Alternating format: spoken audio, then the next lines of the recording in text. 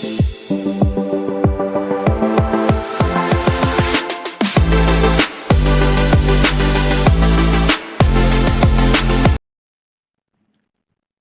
Everyone, मैं हूं प्रशांत सैनी। स्वागत है आपका इंस्पायर नीट क्लासेस पे। देखिए डियर, लास्ट लेक्चर में अपन ने प्रोटीन कंप्लीट कर लिया था। अब बात करते हैं कार्बोहाइड्रेट्स के बारे में। अपन पढ़ेंगे कि कार्बोहाइड्रेट्स क्या हैं, इनके बारे में कुछ स्पेसिफिक फीचर्स पढ़ेंगे, इनके टाइप कौन कौन से हैं, इनकी स्ट्रक्चर्स कैसी है, इन सब के बारे में अपन आज पढ़ने वाले। देखिए डियर, स्टार्ट करते हैं। कार्बोहाइड्रेट्स ये मेन सोर्स ऑफ एनर्जी होते हैं। जब भी अपनी बॉडी को एनर्जी की रिक्वायरमेंट होती है तो सबसे पहले एनर्जी कौन देता है? कार्बोहाइड्रेट्स। ठीक है, फर्स्ट रेस्पिरेटरी सबस्ट्रेट होते हैं, सबसे पहले एनर्जी यही देते हैं। और सबसे मेन सोर्स जो है एनर्जी का, वो कौन होते हैं? कार्बोहाइड्रेट्स। ठीक है, इनमें carbon, hydrogen and oxygen present होते हैं। और हाइड्रोजन एंड ऑक्सीजन का जो रेशियो है वो कितना होता है? 2:1। हाइड्रोजन और ऑक्सीजन का रेशियो 2:1 होता है। इसी कारण इनको क्या बोला जाता है? Hydrates of carbon. क्या बोला जाता है? Hydrates of carbon. ठीक है, इनका जो जनरल फॉर्मूला है वो होता है CxH2O का होल वाई। ओके, अब देखो, all carbohydrates are polyhydroxy, aldehyde और कीटोन। आगे इसमें एक वर्ड आया है पॉलीहाइड्रोक्सी। पॉलीहाइड्रोक्सी का मीन्स होता है इसमें more than one hydroxyl group present होते हैं, एक से ज़्यादा OH ग्रुप प्रेजेंट होते हैं। ठीक है, ये एल्डिहाइड भी हो सकते हैं, कीटोन भी हो सकते हैं। सो कार्बोहाइड्रेट्स क्या होते हैं? पॉलीहाइड्रोक्सी, एल्डिहाइड या कीटोन। अपन पढ़ेंगे आगे कि एल्डिहाइड कौन से हैं और कीटोन कौन से हैं। ठीक है, अपन ने देख लिया है। अब देखो, main source of energy in body, ये बॉडी में मेन सोर्स होते हैं एनर्जी का। अब ये 3 टाइप के होते हैं कार्बोहाइड्रेट्स। पहला है मोनोसेकेराइड्स, ओलिगोसेकेराइड्स और पॉलीसेकेराइड्स। ये जो इनके टाइप हैं वो इनकी मोनोमर यूनिट के बेसिस पे है।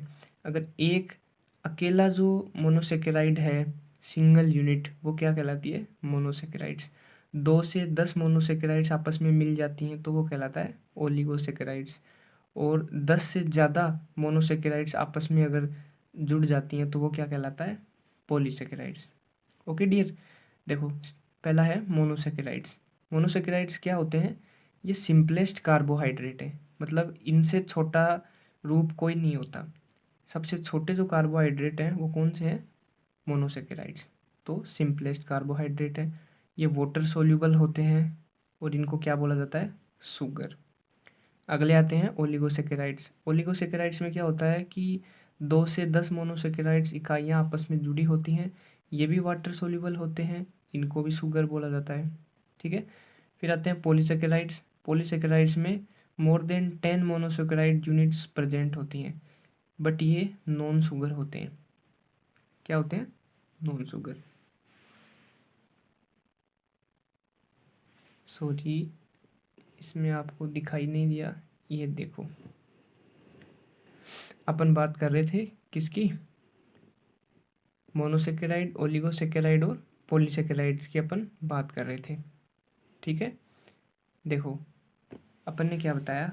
मोनोसेकेराइड्स हैं वो सिंपलेस्ट कार्बोहाइड्रेट हैं, ये वाटर सोल्यूबल हैं, इनको शुगर बोला जाता है। ठीक है, फिर आता है ओलिगोसेकेराइड्स। इनमें 2 से 10 मोनोसेकेराइड यूनिट्स आपस में जुड़ी होती हैं, ये वाटर सोल्यूबल होते हैं, इनको भी शुगर बोला जाता है। फिर आता है पॉलीसेकेराइड्स। इनको मोर देन 10 मोनोसेकेराइड्स यूनिट आपस में जुड़ी होती हैं, ये नॉन शुगर होते हैं। ठीक है, स्वाद में मीठे नहीं होते। अब इनका जो विस्तार है ये तो अपन बाद में पढ़ने वाले हैं इसी चैप्टर में। ठीक है, सबसे पहले स्टार्ट करते हैं मोनोसेकेराइड्स। क्या होते हैं मोनोसेकेराइड्स? देखो, they are simplest sugar which can not be further hydrolysed. सबसे छोटे से छोटे जो कार्बोहाइड्रेट हैं वो कौन से होते हैं? मोनोसेकेराइड्स। मतलब इनको और ज़्यादा छोटा नहीं किया जा सकता। सबसे छोटा रूप जो है ना कार्बोहाइड्रेट का, वो यही है, मोनोसेकेराइड्स। ठीक है, ये वाटर सोल्यूबल होते हैं और टेस्ट में कैसे होते हैं? मीठे होते हैं टेस्ट में।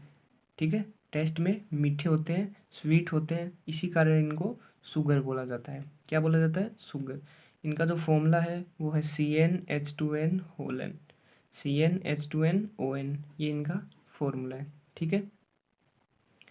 और ये जो मोनोसेकेराइड हैं ये रिंग फॉर्म में भी प्रेजेंट हो सकते हैं और चैन फॉर्म में भी प्रेजेंट हो सकते हैं। अपन अभी देखेंगे 6 मेंबर की जो इनकी रिंग होगी इसको बोला जाएगा पायरेनोस, और जो 5 मेंबर की इनकी रिंग होगी उसको बोला जाएगा फ्यूरेनोस। ठीक है। याद करने का हिंट है कि जिसमें 5 मेंबर रिंग होती है उसको बोला जाता है फ्यूरेनोस। तो F, समझ रहे हो? F, 5 का F और फ्यूरियन का F, सो F।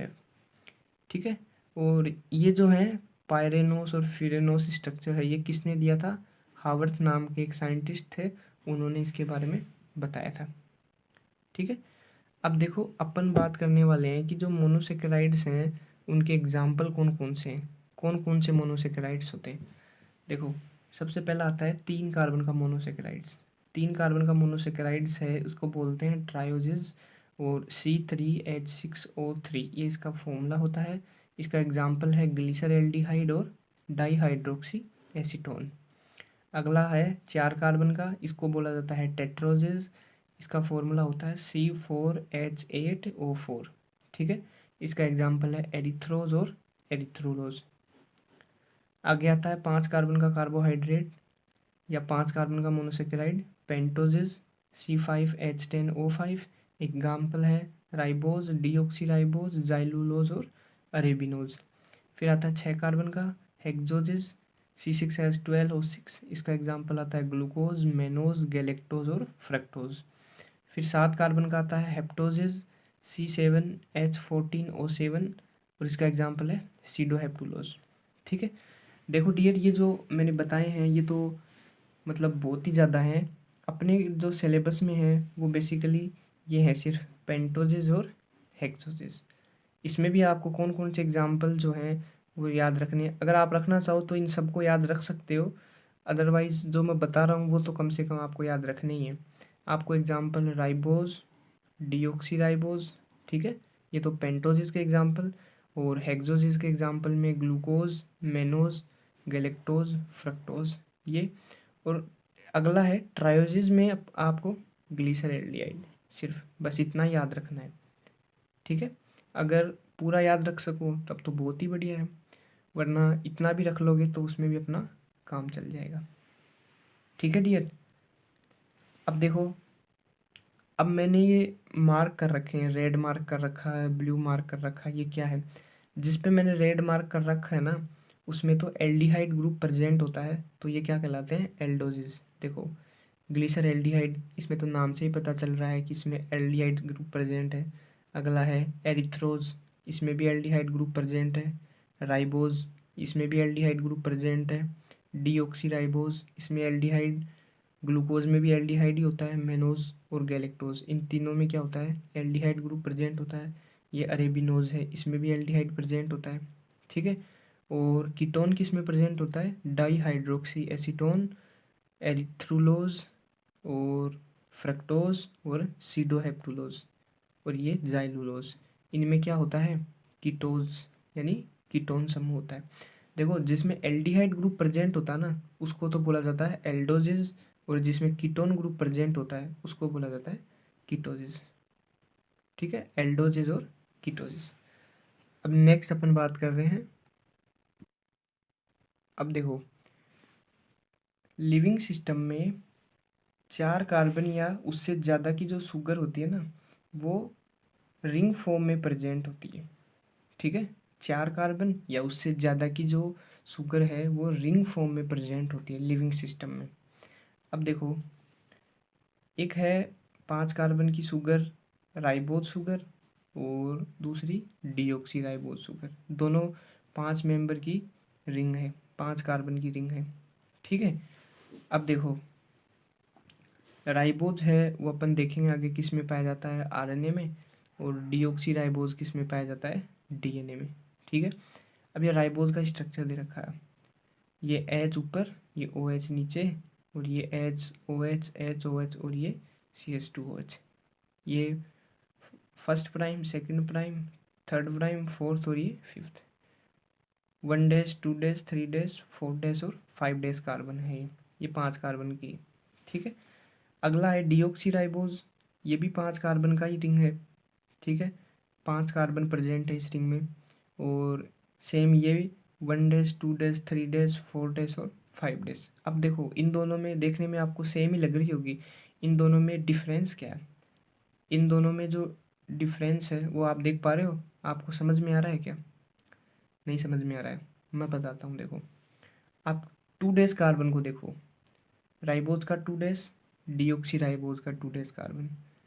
ठीक है, यहाँ देख पा रहे हो आप, ऊपर एच, यहाँ भी ऊपर एच, यहाँ नीचे ओ एच, बट यहाँ नीचे एच। आया फ़र्क समझ में? बस यही फ़र्क है, बाकी दोनों रिंग सेम है।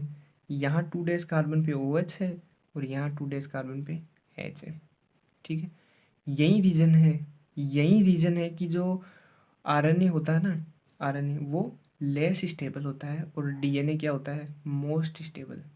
डीएनए ज़्यादा स्टेबल होता है और आरएनए कम स्टेबल होता है, यही रीज़न होता है। और इसी रीज़न की वजह से आरएनए में म्यूटेशन ज़्यादा होता है एज कम्पेयर टू डीएनए। ठीक है, तो राइबोज में 2 डेज कार्बन पे ओ एच प्रेजेंट होता है और डीऑक्सी राइबोज में 2 डेज कार्बन पे एच प्रेजेंट होता है। ठीक है, अब देखो ये जो राइबोज शुगर है ये किस किस में प्रेजेंट होता है? ये आरएनए में, एटीपी में, एफएडी में, एफएमएन और एनएडी। आपको सिर्फ एग्जाम्पल याद रखने हैं, इन सब की डिस्कशन अपन आगे पढ़ेंगे। जो फोटोसिंथेसिस वाले चैप्टर आएंगे ना उन सब में आ जाएंगे। आपको सिर्फ याद रखना, नाम याद रखना है कि ये किस किस में प्रेजेंट है। आरएनए में, एटीपी में, एफएडी, एफएमएन और एनएडी, इनमें क्या प्रेजेंट है? राइबोज। दूसरा है डीऑक्सीराइबोज, ये डीएनए में पाया जाता है। ठीक है डियर, देखो अब अपन बात कर रहे हैं कि ग्लूकोज का स्ट्रक्चर कैसा होता है। ग्लूकोज की जो स्ट्रक्चर है वो कैसी होती है, अपन उसके बारे में डिस्कशन करने वाले हैं। ये देखो आपके सामने ग्लूकोज का स्ट्रक्चर है। देखो ध्यान से देखना इसको। देखो सबसे पहले तो ग्लूकोज होता है, उसका फॉर्मूला होता है C6H12O6। 6 कार्बन का जो शुगर है, मोनोसेक्राइड है, वो क्या है? ग्लूकोज। देखो ये पहला कार्बन, दूसरा, तीसरा, चौथा, पांचवा और छठवां कार्बन। ठीक है, पहले कार्बन पे H ऊपर, OH नीचे, दूसरे कार्बन पे H ऊपर, OH नीचे, तीसरे कार्बन पे ध्यान से देखना OH ऊपर है और H नीचे है, और फोर्थ कार्बन पे H ऊपर, OH नीचे, और फिफ्थ पे नीचे H और ऊपर जुड़ा है CH2OH। ठीक है, आपको ये जो स्ट्रक्चर है इसको अपने नैनो में बसा लेना अच्छे से। ठीक है, HGTs याद रखना है कि H ऊपर, 2 डेज कार्बन पे H ऊपर है और OH नीचे। याद रखने का ऐसा कुछ है नहीं इसमें। देखो मैं बताता हूँ आपको, H ऊपर, H ऊपर, यहाँ भी H ऊपर। सिर्फ इतना ही तो है कि 3 डेज कार्बन पे OH ऊपर होगा, बाकी सब में H ऊपर। समझ पा रहे हो? केवल 3 डेज कार्बन पे OH ऊपर होगा, बाकी सब में H ऊपर। यहाँ भी H, यहाँ भी H और यहाँ भी H। सिर्फ 3 डेज कार्बन पे OH ऊपर होगा, और यहाँ तो CH2OH होगा ही, नीचे H होगा। ठीक है, अब देखो ये जो फर्स्ट कार्बन है ना, इसको बोला जाता है एनोमेरिक कार्बन। एनोमेरिक कार्बन कौन सा होता है? जो फंक्शनल ग्रुप वाला कार्बन होता है उसको बोला जाता है एनोमेरिक कार्बन। फंक्शनल ग्रुप जहाँ प्रेजेंट होता है ना उसको बोला जाता है एनोमेरिक कार्बन। तो ये क्या कहलाता है? Anomeric carbon. अब आप ये बोलोगे कि हमें तो दिखाई नहीं दे रहा यहाँ फंक्शनल ग्रुप कौन सा है। अभी मैं बताता हूँ, सब दिखेगा, मन की आंखों से देखोगे सब दिखेगा। ग्लूकोज में फर्स्ट कार्बन कौन सा है? Anomeric carbon. दूसरा और चौथा, सेकंड और फोर्थ जो कार्बन है ना, वो क्या कहलाते हैं? एपीमेरिक कार्बन। क्या कहलाते हैं?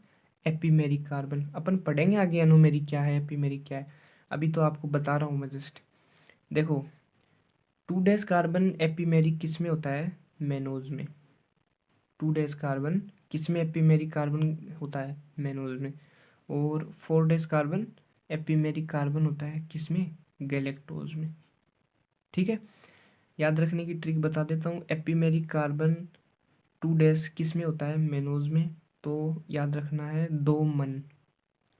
2 मन कैसे याद रखना है? 2 मन, जैसे अपने 2 मन नहीं होते, एक मन कहता है ये काम कर, दूसरा मन कहता है वो काम कर, तो दो मन होते हैं ना। जस्ट उसी तरीके से आपको याद रखना है, दो मन। दो मन मतलब दो क्या हो गया यहाँ पे, टू, यानी दो, और मन मीन्स मेनोस। ठीक है। अब मैं आपको ये क्यों बता रहा हूँ, ये सब आपको आगे पता चलेगा। देखो यहाँ वाला जो है ना, अपन ने पहले बात की थी कि जो अपन ने जस्ट पहले ही देखा है अभी कि जो ग्लूकोज होता है ना वो एक कीटोज शुगर होता है। नहीं नहीं, कीटोज कैसे होता है, एल्डोज शुगर होता है। क्या होता है, एल्डोज शुगर होता है ग्लूकोज। ठीक है। तो यहाँ वाला फर्स्ट कार्बन वाला जो एल्डिहाइड है वो इस फिफ्थ कार्बन वाले कंपाउंड, ये क्या है, फिफ्थ कार्बन से क्या हो जाता है, जुड़ जाता है। ये जो फर्स्ट कार्बन का एल्डिहाइड है ना वो इस फिफ्थ कार्बन से अटैच हो जाता है, इससे जुड़ जाता है, तो ये एक रिंग फॉर्म बन जाती है। यही रिंग फॉर्म अपन ने इस तरीके से बनाई है। ठीक है। इसको जब आप ऐसे उठा के सीधा कर दोगे ना तब ये वाली बन जाती है।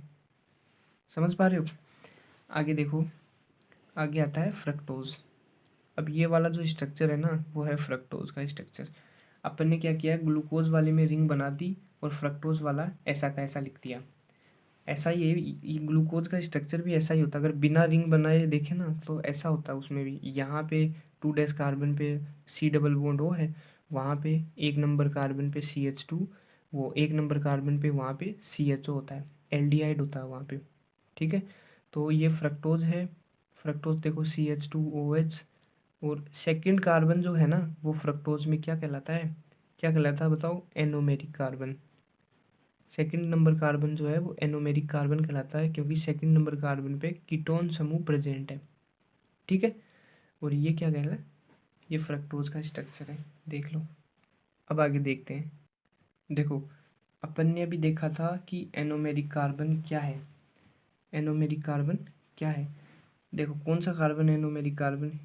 Functional group carbon is known as anomeric carbon. Functional group वाला जो कार्बन है वो क्या कहलाता है, एनोमेरिक कार्बन। ग्लूकोज में एनोमेरिक कार्बन कौन सा होता है, C1। C1 यानी पहला नंबर का जो कार्बन है वो ग्लूकोज में एनोमेरिक होता है, क्योंकि C1 पे क्या प्रेजेंट होता है, एल्डिहाइड समूह प्रेजेंट होता है।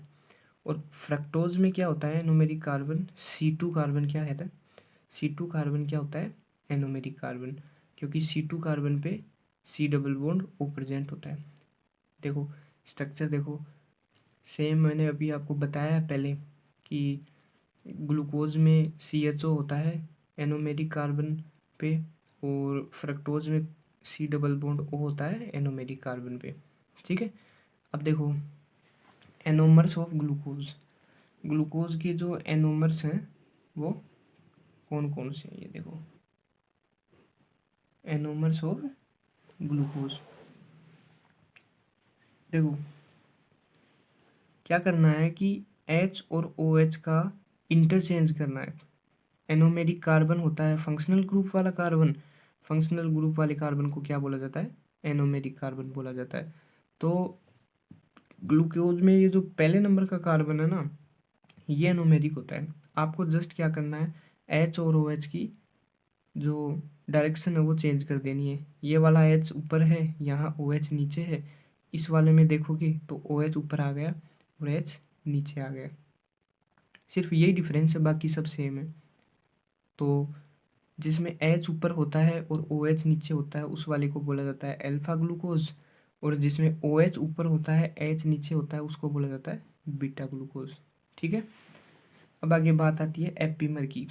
अपन ने देखा था C2 और C4 जो होते हैं ना कार्बन ग्लूकोज में, C2 और C4 कार्बन वो क्या कहलाते हैं, क्या कहलाते हैं, वो एपीमेरिक कार्बन कहलाते हैं। ठीक है। अब देखो मेनोज होता है ना, मेनोज, मैंने आपको बताया था मेनोज दो मन, यानी कि सेकंड नंबर कार्बन जो होता है ग्लूकोज में वो क्या कहलाता है, एनोमेरिक कार्बन कहलाता है। ठीक है। क्या करना है आपको, सिर्फ चेंज करना है, सेकंड नंबर कार्बन पे OH ऊपर और H नीचे, तो वो क्या बनेगा, मेनोज। क्या बनेगा, मेनोज। अगर आपको याद हो ना तो अपन ने जो पहले स्ट्रक्चर देखा था उस वाले स्ट्रक्चर में यहाँ 2 कार्बन पे H ऊपर था और OH नीचे था। ठीक है। समझ में आ रहा है कुछ? अरे बोलो, समझ में आ रहा है क्या? आया समझ में? देखो, सिंपल सी बात है। देखो, मेनोज में क्या करना है आपको। मेनोज में जो 2 कार्बन है ना, उसके ऊपर स्थिति जो है, पोजीशन, वो चेंज कर देनी है।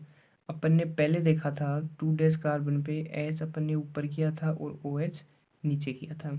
जो अपन ने पहले ग्लूकोज का स्ट्रक्चर देखा था ना, उसमें एच ऊपर किया था और ओ एच नीचे किया था। ठीक है, आपको क्या करना है कि इस बार ओ एच ऊपर कर देना है और एच नीचे कर देना है। कहाँ पे? 2 कार्बन पे।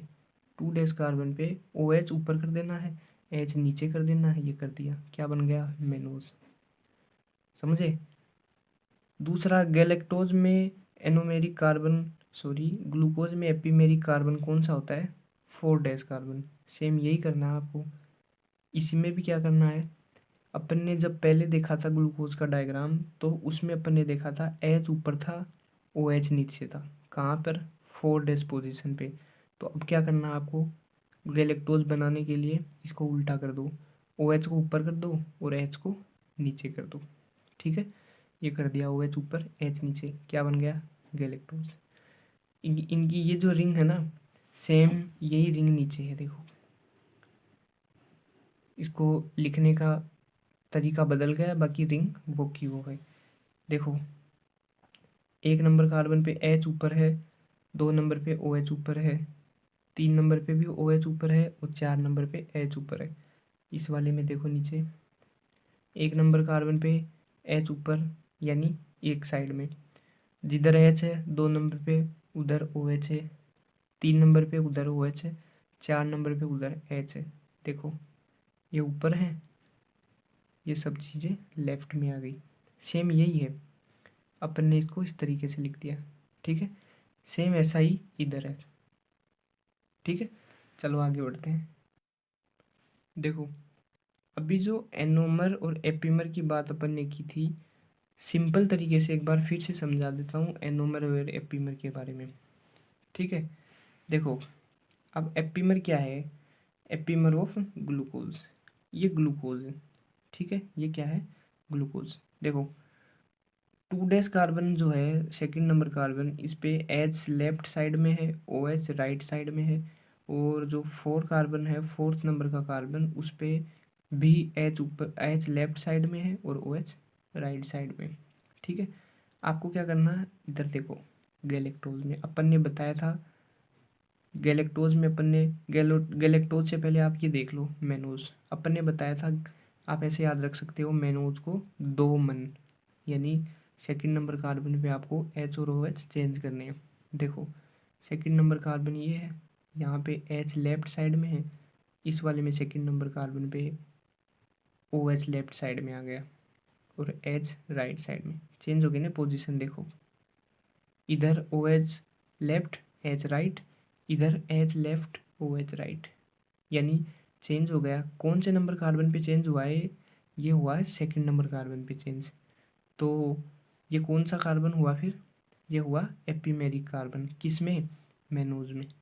पोजीशन मतलब इनकी डायरेक्शन ही चेंज किया अपन ने और ये बदल गया मेनोज। ग्लूकोज से क्या हो गया है? ये मेनोज। ठीक है, इधर देखो, फोर्थ नंबर कार्बन पे भी यही किया है, एच लेफ्ट में है, इधर ओ एच लेफ्ट में है, चेंज कर दिया। तो ये क्या बन गया? गैलेक्टोज। तो अपन बोल सकते हैं कि ग्लूकोज के 2 एपीमर होते हैं, मेनोज और गैलेक्टोज। ठीक है, चलो आगे बढ़ते हैं। आगे क्या कह रहा है? आगे क्या कह रहा है? देखो, आगे बोल रहा है कि all monosaccharides are reducing sugar as their free aldehyde और ketone group are capable of reducing copper 2+2 copper plus. ये बोल रहा है कि जितने भी मोनोसेकेराइड्स है ना, वो सब क्या है? रिड्यूसिंग शुगर है। क्या है? Reducing sugar. रिड्यूसिंग शुगर कौन सा होता है? जो अगले को रिड्यूस कर दे। रिड्यूस करना, जैसे ये देखो, कॉपर 2+ है, इसको क्या किया? कॉपर प्लस में चेंज कर दिया, यानी इसकी वैलेंसी को कम कर दिया, इसको रिड्यूस कर दिया, अपचयित कर दिया। तो जितने भी मोनोसेकेराइड्स हैं वो सब क्या होते हैं? रिड्यूसिंग शुगर होते हैं। जस्ट बिकॉज वो क्या करते हैं, Cu2+ को Cu+ में चेंज कर देते हैं। ठीक है, अब बात आती है ग्लूकोज को और किन किन नामों से जाना जाता है। देखो, ग्लूकोज होता है ना, उसको ग्रेप्स शुगर भी बोला जाता है क्योंकि ये ग्रेप्स में प्रेजेंट होता है। इसको ब्लड शुगर भी बोला जाता है।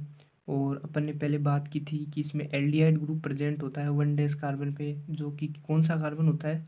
अब बताओ बताओ, 1 कार्बन ग्लूकोज में कौन सा कार्बन होता है, एनोमेरिक कार्बन होता है। सही बताया आपने, क्योंकि वहाँ कौन सा ग्रुप प्रेजेंट होता है, एल्डिहाइड ग्लूकोज में, तो इसको क्या बोला जाता है, एल्डोजिज। और ये 6 कार्बन का शुगर है, सो इसको हेक्सोजिस बोल दिया। और ये मेन रेस्पिरेटरी सबस्ट्रेट होता है। ठीक है, सबसे मेन ग्लूकोज ही होता है। आगे देखो, आगे क्या बोल रहा है कि ये जो ग्लूकोज होता है ना, ये प्लेन पोलराइज लाइट को क्लॉकवाइज डायरेक्शन में रोटेट कर देता है। इस कारण इसको क्या बोला जाता है, डेक्स्ट्रो रोटेटरी। क्या बोला जाता है, डेक्स्ट्रो रोटेटरी। और इसको डेक्स्ट्रोज भी बोला जाता है। ये क्या करता है कि जो प्लेन पोलराइज लाइट होती है, एक लाइट जिसको एक प्लेन में से गुजारा जाता है, और जैसे देखो ये एक प्लेन है, ये लाइट है, ये आ रही है, ये लाइट, यहाँ पे क्या है, ग्लूकोज है। तो ये ग्लूकोज क्या करता है, इस पीपीएल को, प्लेन पोलराइज लाइट को क्या करता है, क्लॉकवाइज डायरेक्शन में रोटेट कर देता है। इधर रोटेट कर दिया, ऐसे ऐसे, समझ पा रहे हो, क्लॉकवाइज डायरेक्शन में इसको रोटेट कर दिया। ये सीधी जा रही थी, इसको क्लॉकवाइज डायरेक्शन में रोटेट कर दिया। ठीक है, आगे आता है फ्रक्टोज। फ्रक्टोज को फ्रूट शुगर भी बोला जाता है। और ये स्वीटेस्ट कार्बोहाइड्रेट होते हैं। सबसे ज़्यादा मीठा जो कार्बोहाइड्रेट है वो कौन सा है, फ्रक्टोज। ठीक है, ये क्या करता है, प्लेन पोलराइज लाइट को इससे ऑपोजिट, यानी ऊपर वाला जो क्लॉकवाइज डायरेक्शन में रोटेट कर रहा था, ये क्या करता है, एंटी क्लॉकवाइज डायरेक्शन में इसको रोटेट कर देता है, प्लेन पोलराइज लाइट को। सो इसको क्या बोला जाता है, लीवो रोटेटरी, या इसको लिवुलोज भी बोला जाता है। अगर आपको याद हो तो अपन ने अमाइनो एसिड में भी ऐसा ही देखा था कि अमाइनो एसिड में एल फॉर्म में प्रेजेंट होते हैं वो, तो इनको लिवो रोटेटरी बोला जाता है, अमाइनो एसिड को। ठीक है, और फ्रक्टोज भी कौन सा होता है, लिवो रोटेटरी। अब देखो, गैलेक्टोज को ब्रेन शुगर बोला जाता है। गैलेक्टोज जो होता है ना, वो फ्री फॉर्म में कभी भी प्रेजेंट नहीं होता, वो हमेशा किसी न किसी कंपाउंड में कंपोनेंट के रूप में प्रेजेंट होता है। ठीक है, आगे देखो, अब देखो दूसरे नंबर पे आता है ओलिगोसेकेराइड्स। ओलिगोसेकेराइड्स होता है, उसमें क्या होता है कि 2 से 10 मोनोसेकेराइड्स इकाइयाँ आपस में जुड़ी होती हैं। और जो मोनोसेकेराइड्स इकाइयाँ होती हैं ना, वो आपस में ग्लाइकोसाइडिक बॉन्ड से जुड़ी होती हैं। कौन से बॉन्ड से, ग्लाइकोसाइडिक बॉन्ड से जुड़ी होती है। ठीक है, देखो जब भी क्या होता है कि जैसे ये मोनोसेकेराइड है, ये अगला मोनोसेकेराइड है, ऐसे 2 से 10 मोनोसेकेराइड्स हैं ओलिगोसेकेराइड में। ठीक है, वो आपस में जुड़ते हैं ना, 2 मोनोसेकेराइड आपस में जुड़ते हैं तो एक H2O रिलीज होता है। और जो बॉन्ड बनता है ना, उसको बोलते हैं ग्लाइकोसाइडिक बॉन्ड। कौन सा बॉन्ड बोलते हैं, ग्लाइकोसाइडिक बॉन्ड। और एक H2O रिलीज होता है, पानी निकलता है। सो क्या बोला जाता है इसको, डिहाइड्रेशन सिंथेसिस। पानी का निकलना, डिहाइड्रेशन। सो इसको क्या बोला जाता है, डिहाइड्रेशन सिंथेसिस। अब डाइसेकेराइड्स के एग्जांपल देखो, माल्टोज, सुक्रोज, लैक्टोज। एक और होता है ट्री हेलोज। अपने को सिर्फ 3 ही याद रखने हैं, माल्टोज, सुक्रोज और लैक्टोज। ठीक है, आगे देखो, जितने भी डाइसेकेराइड्स होते हैं ना, वो पानी में घुलते हैं। मोनोसेकेराइड भी घुलते हैं, डाइसेकेराइड भी घुलते हैं। मोनोसेकेराइड को भी स्वीट्स बोला जाता है, स्वीट होते हैं, टेस्ट में इनको शुगर बोला जाता है। डाइसेकेराइड को भी शुगर बोला जाता है क्योंकि ये भी स्वाद में मीठे होते हैं। ठीक है, अब अपन बात करने वाले हैं माल्टोज की। सबसे पहला जो डाइसेकेराइड अपन देख रहे हैं वो कौन सा है, माल्टोज। कौन सा बताओ, माल्टोज। माल्टोज को माल्ट शुगर बोला जाता है। ठीक है, और आगे अपन पढ़ेंगे कि जब स्टार्च जो होता है ना, स्टार्च स्टार्च का पाचन होता है ना, तो वो किस में चेंज होता है, माल्टोज में। किस में चेंज होता है, माल्टोज में। तो देखो, intermediate compound in starch digestion. ठीक है, आगे देखो, maltose has 1,4 glycosidic linkage between alpha D glucose and alpha D glucose. क्या होता है कि माल्टोज में दो अल्फा डी ग्लूकोज आपस में जुड़े होते हैं। कौन से बॉन्ड से? 1,4 ग्लाइकोसाइडिक बॉन्ड। ये देखो माल्टोज जो होता है ना, माल्टोज अपन जानते हैं डाइसेकेराइड है, तो दो मोनोसेकेराइड होगी इसमें। कौन कौन सी? Alpha D glucose, alpha D glucose, दोनों आपस में जुड़ी होती हैं। और जो बॉन्ड बनता है ना दोनों में, वो कौन सा होता है? Alpha 1,4 glycosidic bond. नीचे देखो कैसे बनता है अल्फा 1,4 ग्लाइकोसाइडिक बॉन्ड। ये देखो, देख पा रहे हो? देखो ये अल्फा ग्लूकोज है, ये भी अल्फा ग्लूकोज है। पहले वाले ग्लूकोज का 1 डैश कार्बन और दूसरे वाले ग्लूकोज का 4th कार्बन। ये पहला कार्बन और 4th कार्बन आपस में जुड़ जाते हैं। अपन ने देखा था पानी निकलता है, तो ये डिहाइड्रेशन सिंथेसिस का एग्जाम्पल है। देखो ये कौन सा बॉन्ड बन गया? नीचे देखो ये कौन सा बॉन्ड बन गया? ये बन गया अल्फा 1,4 ग्लाइकोसाइडिक बॉन्ड। पहले वाले का 1, दूसरे वाले का 4th, तो आपस में कौन सा बन गया? Alpha 1,4 glycosidic bond. ठीक है, चलो देखो आगे देखते हैं। पहला माल्टोज देख लिया अपन ने, दूसरा आता है लैक्टोज। लैक्टोज जो होता है वो दूध में होता है, इसको मिल्क शुगर बोला जाता है। और इसमें कौन सा बॉन्ड प्रेजेंट होता है? β 1,4 ग्लाइकोसाइडिक बॉन्ड। ठीक है, अब ये जो लैक्टोज जो है उसमें मोनोमर यूनिट कौन कौन सी होती हैं? बीटा गैलेक्टोज और बीटा ग्लूकोज। कौन कौन सी होती हैं? बीटा गैलेक्टोज और बीटा ग्लूकोज। तो गैलेक्टोज का तो C1 कार्बन, और पहले वाला जो गैलेक्टोज है उसका तो C1 कार्बन, दूसरा होता है ग्लूकोज, उसका C4 कार्बन आपस में लिंक हो जाते हैं। तो बॉन्ड कौन सा बनता है? इनमें बॉन्ड बनता है β 1,4 ग्लाइकोसाइडिक बॉन्ड।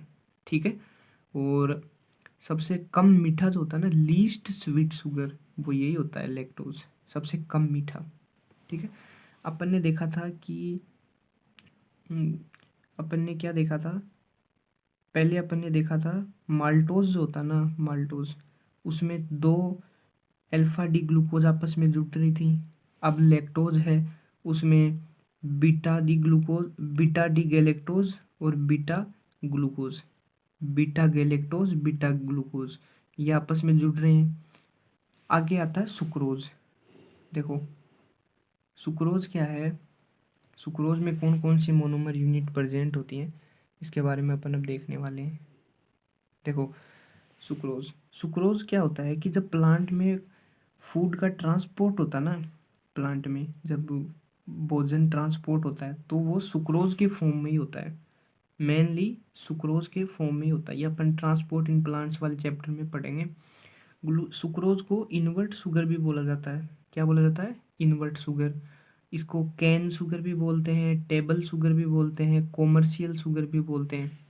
देखो ये नाम आपको याद ही रखने पड़ेंगे, इनका कोई शॉर्टकट नहीं है, सिंपल देख सकते हो। जैसे कैन शुगर है गन्ने में, टेबल शुगर है, जैसे घर में चीनी यूज करते हैं ना अपन, चीनी तो वो सुक्रोज ही होती है। तो टेबल पे डिब्बे को रखते हैं सो टेबल शुगर। और कॉमर्शियल शुगर क्योंकि चीनी को अपन काम में भी लेते हैं घरों में, और कॉमर्शियल यूज़ भी है इसका मिठाइयाँ बनाने में ऐसे। ठीक है, अब सुक्रोज में मोनोमर यूनिट कौन सी होती हैं? अल्फा डी ग्लूकोज और बीटा डी फ्रक्टोज। कौन सी होती है बताओ ज़रा? Alpha D glucose beta D fructose.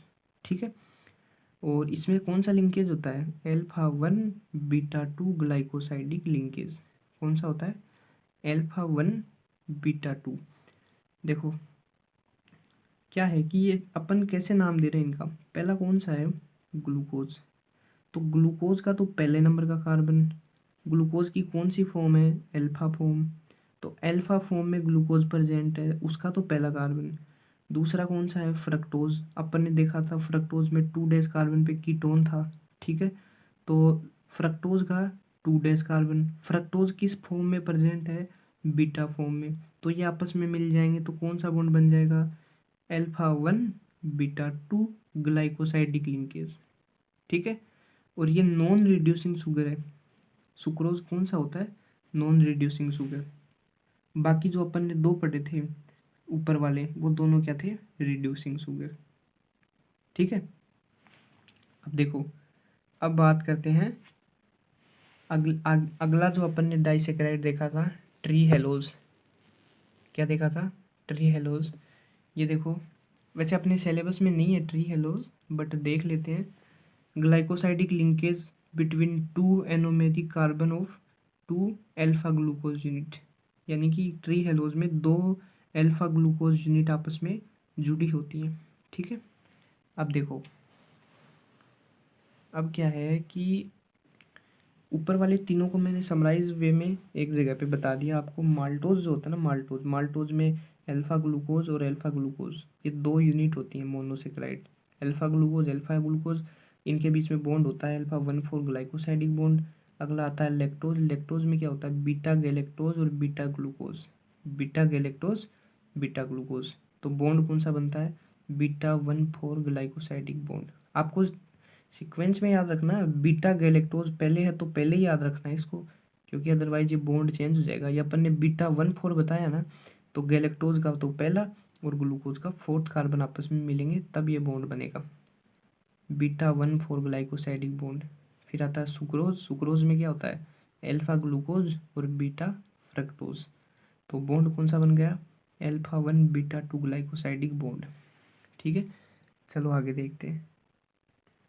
अपन ने मोनोसेकेराइड देख लिया, डाइसेकेराइड देख लिया, अब बात आती है पॉलीसेकेराइड की। देखो, large number of monosaccharide unit, यानी कि इसमें 10 से भी ज़्यादा मोनोसेकेराइड यूनिट आपस में जुड़ी होती हैं। ठीक है, ये पानी में नहीं घुलते, वाटर इनसोल्यूबल होते हैं, और ये टेस्ट में मीठे भी नहीं होते। ठीक है, और ये सब क्या होते हैं, नॉन रिड्यूसिंग। पॉलीसेकेराइड्स कौन से होते हैं, नॉन रिड्यूसिंग। अब देखो, ये दो टाइप के होते हैं, होमोपॉलीसेकेराइड और हेटेरोपॉलीसेकेराइड। होमोपॉलीसेकेराइड कौन से हैं और हेटेरोपॉलीसेकेराइड कौन से हैं, ये अपन देखने वाले हैं। होमोपॉलीसेकेराइड में क्या होता है कि जितनी भी मोनोमर यूनिट है वो सब सेम होती हैं, सेम टाइप के मोनोमर यूनिट हैं, जैसे सेलुलोज, स्टार्च, ग्लाइकोजन, काइटिन और इनुलिन। हेटेरोपॉलीसेकेराइड्स है, उसमें क्या होता है कि जो मोनोमर यूनिट होती है ना वो अलग अलग होती हैं। मोनोसेकेराइड्स होते हैं ना वो अलग अलग होते हैं। इसका एग्जांपल होता है hyaluronic acid, chondroitin, heparin, pectin, hemicellulose, agar agar और पेप्टिडोग्लाइकेन। आपको एग्जांपल याद रखने हैं दोनों के, कि होमोपॉलीसेकेराइड कौन सा होता है, हेटेरोपॉलीसेकेराइड कौन सा होता है। ठीक है, ज़्यादा इंपॉर्टेंट कौन से हैं ये। ठीक है, ज़्यादा इंपॉर्टेंट होमोपॉलीसेकेराइड है। आगे देखो, सबसे पहले स्टार्ट करते हैं अपन होमोपॉलीसेकेराइड में सेलुलोज। कौन सा स्टार्ट करने वाले हैं अपन, सेलुलोज की। सेलुलोज होता है ना, वो क्या होता है, देखो सेलुलोज क्या होता है, linear polymer of beta D glucose unit. याद रखना है कि जो सेलुलोज होता है ना वो बीटा डी ग्लूकोज का पॉलीमर होता है। किसका पॉलीमर होता है, बीटा डी ग्लूकोज का पॉलीमर होता है। आगे देखो, इसमें लिंकेज कौन सा होता है, बीटा 1,4 लिंकेज पाया जाता है। देखो ये लिंकेज आपको समझ जाओगे तो अब अपने आप याद हो जाएंगे, दिक्कत नहीं आएगी। तो सेलुलोज में बीटा 1,4 लिंकेज प्रेजेंट होता है। ये main component of plant cell wall. Plant cell wall जो होती है ना, अपन आगे पढ़ेंगे प्लांट सेल वॉल, उसमें मेन कंपोनेंट यही होता है, सेलुलोज। इसमें 90% कॉटन में, कॉटन जो होता है ना, कॉटन में 90% तक सेलुलोज होता है। ठीक है, और अपन ने पहले देखा था कि most abundant organic molecule on earth, सबसे ज़्यादा अर्थ पे जो ऑर्गेनिक मॉलिक्यूल प्रेजेंट होता है वो कौन है, सेलुलोज। ठीक है, paper made from plant pulp is cellulose. अपने जो कागज़ बनते हैं ना वो भी सेलुलोज से ही बनते हैं।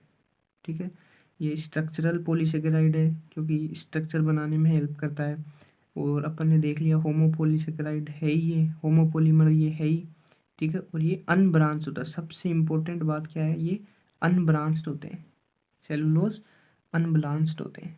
ठीक है, आगे देखो, no colour with iodine because it has linear structure. ये भी काफ़ी इंपॉर्टेंट है कि जो सेलुलोज होते हैं ना वो आयोडीन के साथ कोई कलर नहीं देते, क्योंकि इनकी स्ट्रक्चर जो होती है वो लीनियर होती है, इनमें आयोडीन मॉलिक्यूल जो है वो जुड़ नहीं पाते इनसे। आगे आता है स्टार्च। आगे क्या आता है, स्टार्च। देखो, स्टार्च जो होता है ना वो main stored food in plant. Plant में जो मेन फूड होता है ना स्टोर्ड रहता है, वो कौन सा होता है, स्टार्च होता है। स्टोर्ड फूड जो है प्लांट में वो स्टार्च है। Polymer of alpha D glucose units, alpha D glucose unit का पॉलीमर होता है stored form of glucose. Starch basically है क्या, ग्लूकोज ही है जो आपस में जुड़ जुड़ के क्या बना लेते हैं, स्टार्च। अब ये जो है ना वो दो टाइप, इसके दो पार्ट होते हैं स्टार्च के। पहला होता है अमाइलोज, फिर होता है अमाइलोपेक्टिन। अमाइलोज होता है ना वो अनब्रांच फॉर्म है इसकी, और इसमें अल्फा 1,4 ग्लाइकोसाइडिक बॉन्ड प्रेजेंट होता है। अमाइलोपेक्टिन ब्रांच्ड फॉर्म होती है, उसमें अल्फा 1,4 और अल्फा 1,6 ग्लाइकोसाइडिक बॉन्ड प्रेजेंट होते हैं।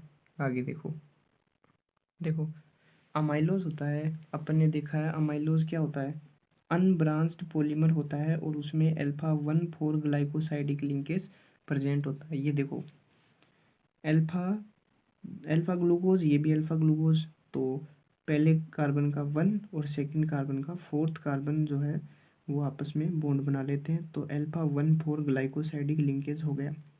ठीक है, और ये क्या करता है कि ये ब्लू कलर देता है आयोडीन के साथ, आयोडीन के साथ ब्लू कलर देता है। ठीक है, अगला आता है अमाइलोपेक्टिन। अगला कौन सा आता है, अमाइलोपेक्टिन। ठीक है, अमाइलोपेक्टिन जो होता है वो ब्रांच्ड फॉर्म होती है, ब्रांच होगी तो उसमें दो टाइप के बॉन्ड होंगे, अल्फा 1,4 और अल्फा 1,6 ग्लाइकोसाइडिक। ये जो ब्रांच है उसमें तो होता है अल्फा 1,6 लिंकेज, और जो लीनियर चेन है उसमें होता है अल्फा 1,4 लिंकेज। ठीक है, अब देखो जो अमाइलोपेक्टिन होता है, अमाइलोपेक्टिन वो क्या करता है, रेड कलर देता है, और अमाइलोज कौन सा कलर देता है, ब्लू कलर। ठीक है, क्या होता है कि जो स्टार्च होता है ना वो हेलिकल फॉर्म में होता है, हेलिकल फॉर्म में होता है ऐसे, तो इसी कारण जो आयोडीन है ना वो इनके अंदर फंस जाते हैं। सो इस कारण क्या करते हैं, वो कलर देने लग जाते हैं। ठीक है, starch iodine is blue violet colour. Starch जो होता है ना, स्टार्च अपन अगर अमाइलोज और अमाइलोपेक्टिन की बात न करके सिंपल अगर ऐसे बोले कि स्टार्च जो होता है वो कौन सा कलर देता है आयोडीन के साथ, तो आपको बताना है ब्लू कलर देता है। और स्पेसिफाई करके बोल दे कि अमाइलोज कौन सा देना देता है और अमाइलोपेक्टिन कौन सा देता है, तो वो आप बता ही दोगे।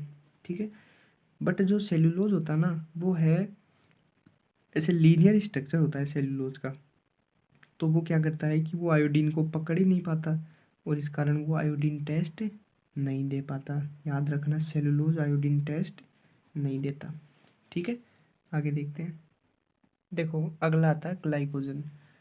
अपने अंदर जो भोजन स्टोर रहता है ना वो ग्लाइकोजन के फॉर्म में रहता है। किस फॉर्म में रहता है, ग्लाइकोजन के फॉर्म में। एनिमल्स में जो फूड है वो ग्लाइकोजन के फॉर्म में स्टोर रहता है। ठीक है, और अपन में कहाँ कहाँ स्टोर रहता है ग्लाइकोजन, लीवर में और मसल्स में। ठीक है, इसी कारण क्या बोला जाता है, ग्लाइकोजन को एनिमल स्टार्च बोला जाता है, क्योंकि स्टार्च तो किस में होता है, प्लांट में स्टोर्ड फूड होता है, और एनिमल में होता है ग्लाइकोजन, तो ग्लाइकोजन को क्या बोला जाता है, एनिमल स्टार्च।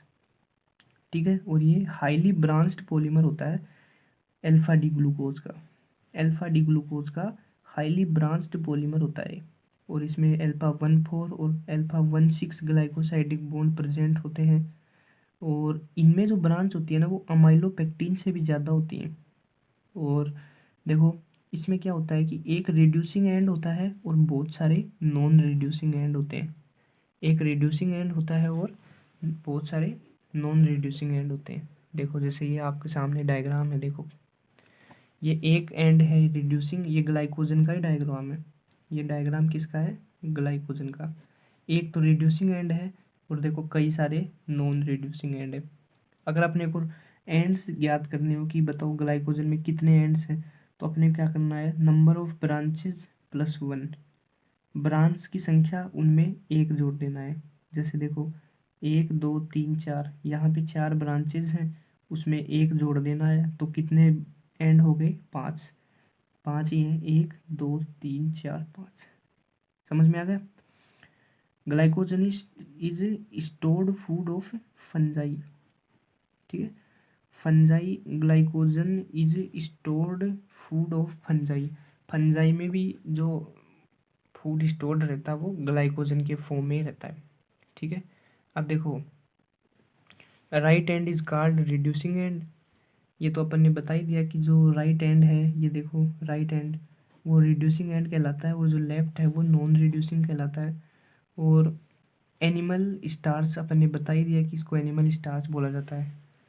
अगला आता है, अगला क्या आता है, काइटिन। अगला इम्पोर्टेंट जो पॉलीसेकेराइड है वो कौन सा है, काइटिन मोस्ट इम्पोर्टेंट है काइटिन। देखो काइटिन जो होता है ना वो linear polymer of N acetyl glucosamine, काफ़ी इम्पोर्टेंट कि काइटिन जो होता है ना वो सिंपल वे में बोले तो इसको एन बोला जाता है। एन का होमोपोलीमर होता है। बहुत सारी एन यूनिट्स जो होती है ना वो आपस में मिलकर क्या बनाती है, काइटिन। एन बोले तो एन एसिटाइल ग्लूकोजामिन, और इसमें β14 लिंकेज प्रेजेंट होता है। ठीक है। अब देखो काइटिन जो होता है ना वो एक्सोस्केलेटन ऑफ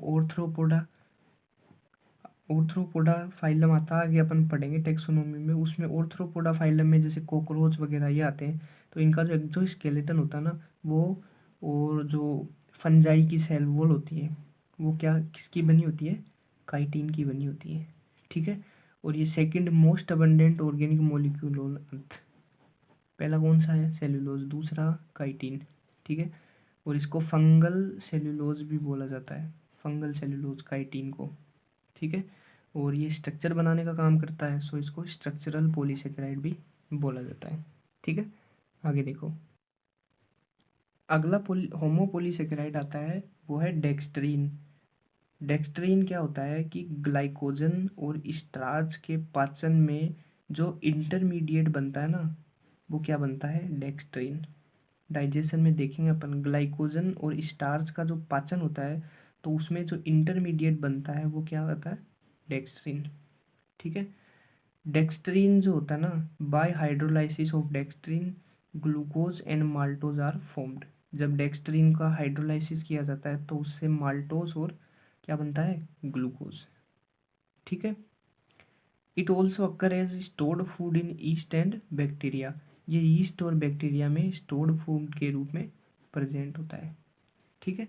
ये अपन ने कौन से देख लिए, होमोपोलीसेकेराइड। अब बात आती है हेटेरोपोलीसेकेराइड की। देखो सबसे पहला जो हेटेरोपोलीसेकेराइड है वो कौन सा है, बताओ ज़रा कौन सा है, वो है हिपेरिन। ठीक है। हिपेरिन क्या होता है, एंटीकोगुलेंट ऑफ ब्लड। एंटीकोगुलेंट होता है ये, रक्त का थक्का नहीं बनने देता, रक्त को अपना जो ब्लड होता है ना ब्लड, उस ब्लड को जमने नहीं देता। एंटीकोगुलेंट रक्त स्कंदक होता है ये। ठीक है। रक्त को जमने नहीं देता। दूसरा आता है पेक्टिन। पेक्टिन जो होता है वो सेल वॉल में प्रेजेंट होता है। ठीक है। साल्ट्स ऑफ पेक्टिन जो होते हैं कौन कौन से, calcium M magnesium pectates form middle lamellae plants. देखो जो प्लांट्स की सेल वॉल होती है ना उसमें कैल्शियम और मैग्नीशियम पेक्टेट होता है, मेनली कैल्शियम पेक्टेट होता है। तो पेक्टिन क्या करता है, सेल वॉल बनाने में हेल्प करता है, सेल वॉल में प्रेजेंट होता है। ठीक है। और इस कौन से साल्ट के फॉर्म में प्रेजेंट होता है, कैल्शियम और मैग्नीशियम पेक्टेट के रूप में प्रेजेंट होता है। अपन देखेंगे सेल वॉल में मिडिल लेमिला आती है तो मिडिल लेमिला में प्रेजेंट होता है पेक्टिन। ठीक है।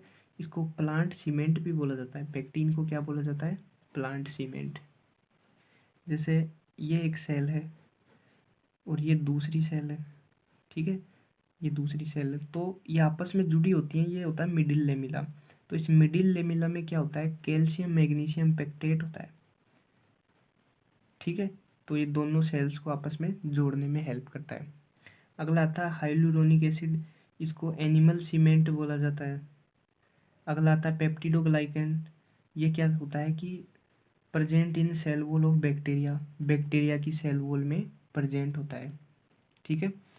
और जो पेप्टिडोग्लाइकेन होता है वो किस किस से बना होता है, ये बना होता है NAG plus NAM plus peptide chain of 4 to 5 amino acids, N acetyl glucosamine, N acetyl muramic acid और peptide chain of 4 to 5 amino acids, ये आपस में मिलके क्या बनाते हैं, पेप्टिडोग्लाइकेन बनाते हैं। अगला आता है अगार अगार। ठीक है। अगार अगार क्या होता है, एक म्यूकोपोलीसेकेराइड होता है। क्या होता है, एक म्यूकोपोलीसेकेराइड होता है। और किससे प्राप्त होता है ये जिलेडियम और ग्रेसिलेरिया। कौन से, एनसीईआरटी में है ये, जिलेडियम और ग्रेसिलेरिया नाम के रेड एल्गी हैं, इनसे क्या प्राप्त होता है, अगार अगार।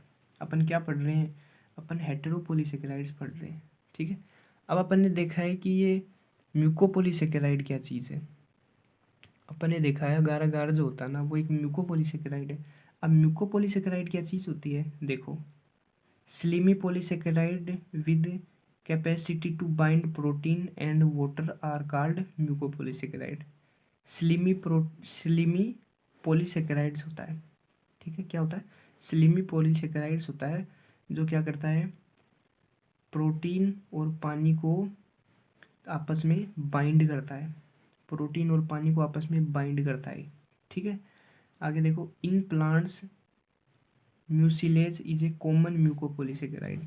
प्लांट्स में म्यूसिलेज होता है ना, वो एक कॉमन म्यूकोपॉलीसेकेराइड होता है, ठीक है। देखो, अपन ने जो बात की है आज, किसकी बात की है, अपन ने कार्बोहाइड्रेट्स को ख़त्म कर लिया आज।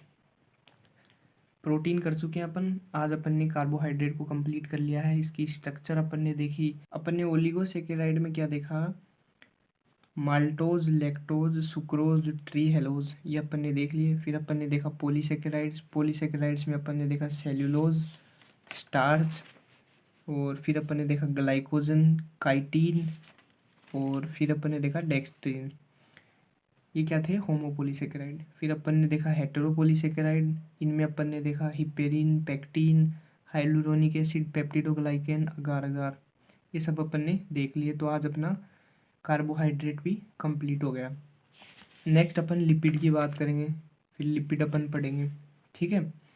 तो डियर, मैंने जितना भी एनसीईआरटी में कंटेंट अपने को दे रखा है नीट के पॉइंट ऑफ व्यू से, जो इम्पोर्टेंट है वो, प्लस जो कुछ हद तक आपको एक्स्ट्रा रिक्वायरमेंट अच्छा स्कोर लाने के लिए वो सब मैंने आपको दे दिया है। इससे ज़्यादा आपको कुछ पढ़ने की ज़रूरत भी नहीं है, क्योंकि अगर आप इससे ज़्यादा पढ़ोगे तो वो उसमें आपकी कोई समझदारी नहीं है, क्योंकि अपना यही तो चैप्टर है नहीं, और भी बाकी चैप्टर हैं। आप इसको अच्छे से रिवाइज करके, अच्छे से तैयार करके अच्छा स्कोर कर सकते हैं उसमें। ये मोर देन सफिशियंट है, इससे ज़्यादा पढ़ने की आपकी रिक्वायरमेंट भी नहीं है, ठीक है।